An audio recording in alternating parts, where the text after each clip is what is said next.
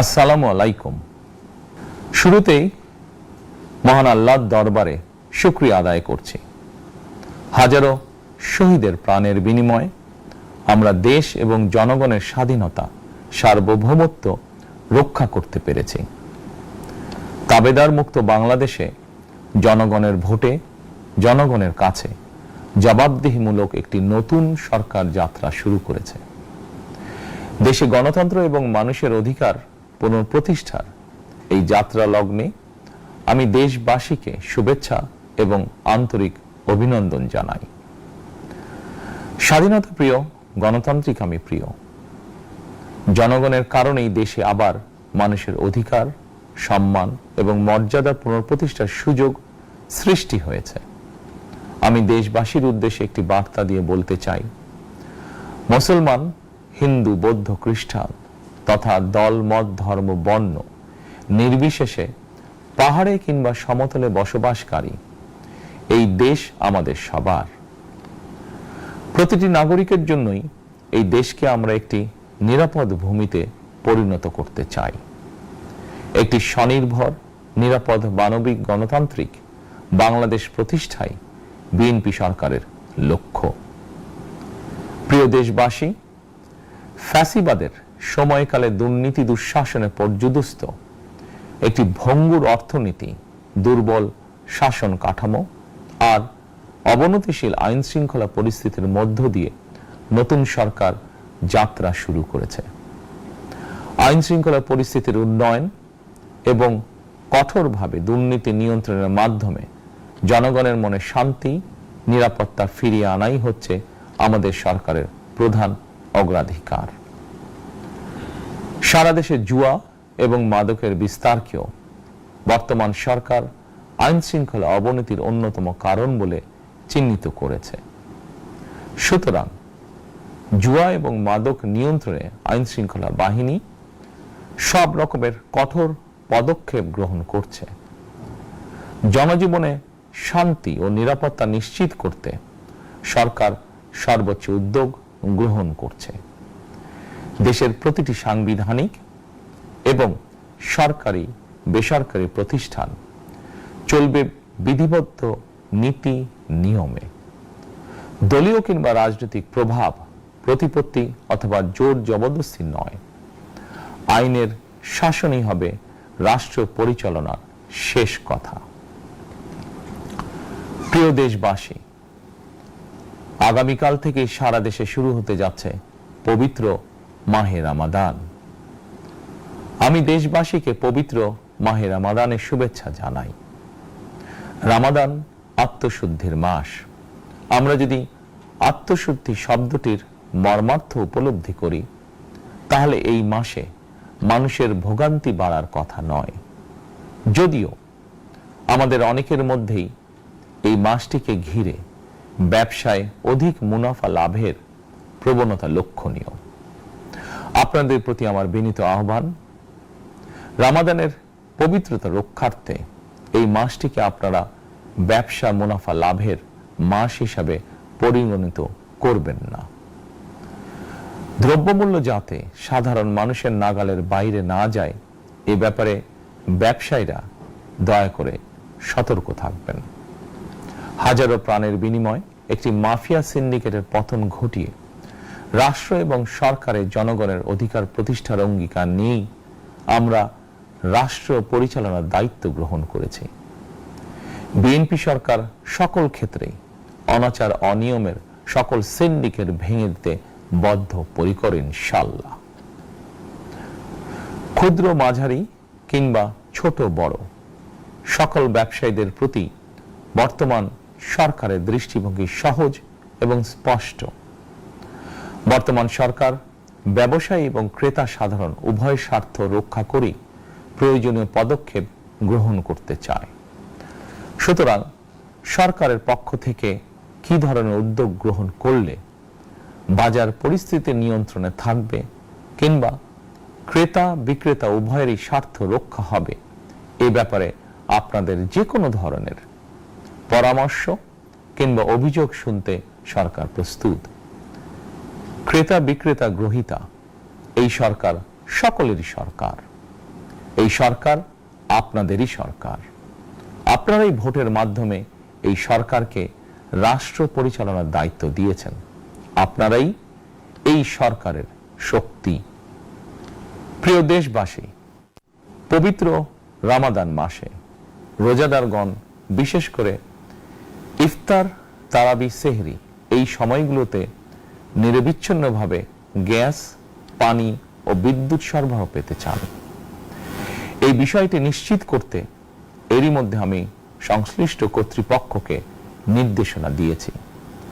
অপচয় রোধ করে কৃচ্ছতা সাধন প্রতিটি মুসলমানের ঈমানি দায়িত্ব।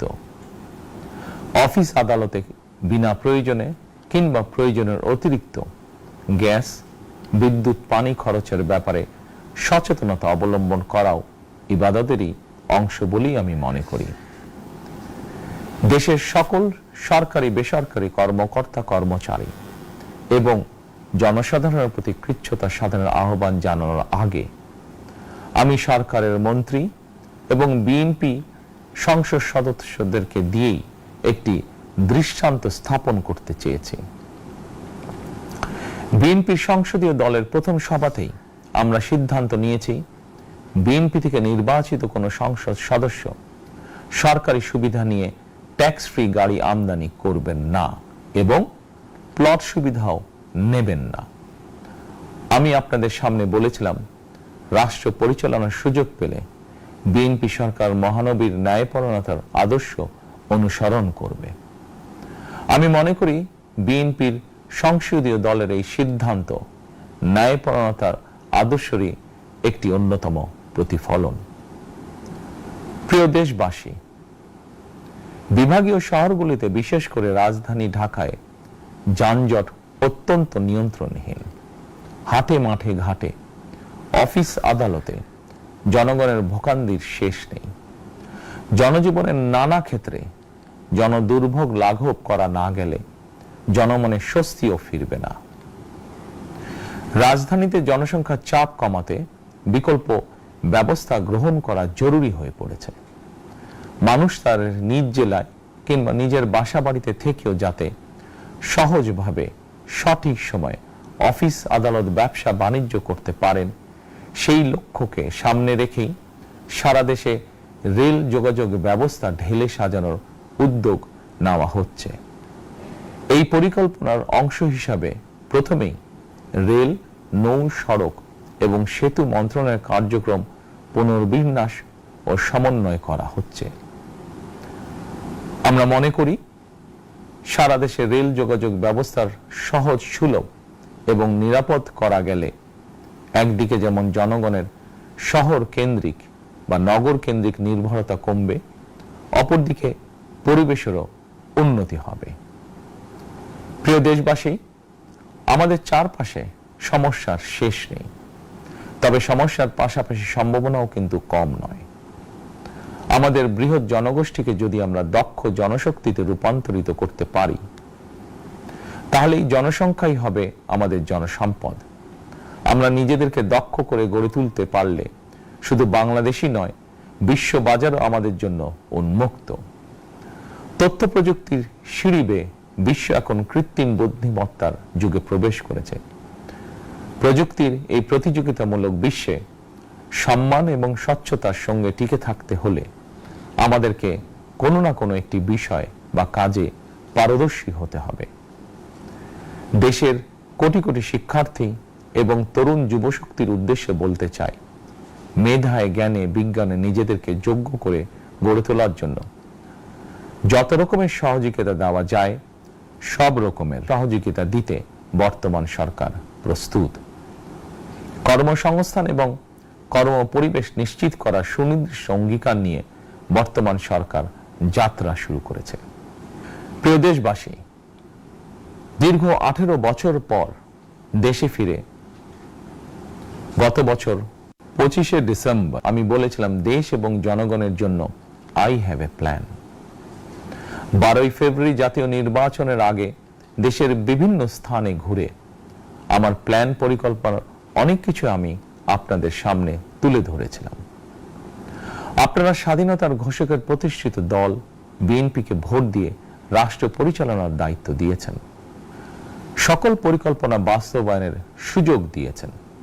এখন এই সুযোগকে কাজে লাগিয়ে সকল অঙ্গীকার পূরণ করার দায়িত্ব বিএনপি সরকারের। আমরা আমাদের পরিকল্পনা এবং প্রতিশ্রুতি বাস্তবায়নের কাজ শুরু করে দিয়েছি ইনশাআল্লাহ। অঙ্গীকার পূরণের এই যাত্রা পথে আমরা ভবিষ্যতের দিনগুলোতেও আপনাদের অব্যাহত সমর্থন প্রত্যাশা করি। প্রিয় দেশবাসী, সরকার প্রধান হিসাবে আমি দেশবাসীর উদ্দেশ্যে একটি বিষয়ে প্রতি দৃষ্টি আকর্ষণ করে বলতে চাই।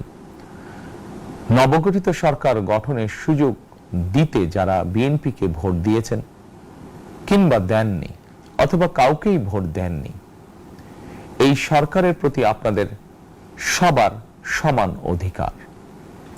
বিএনপি সরকার বিশ্বাস করে দলমত, ধর্ম, দর্শন যার যার, রাষ্ট্র সবার। এই দেশে, এই রাষ্ট্রে একজন বাংলাদেশী হিসাবে আপনার, আমার, আমাদের প্রতিটি বাংলাদেশী নাগরিকের অধিকার সমান। প্রিয় দেশবাসী, আল্লাহ আমাদের সবাইকে নিরাপদ এবং সুস্থ রাখুন।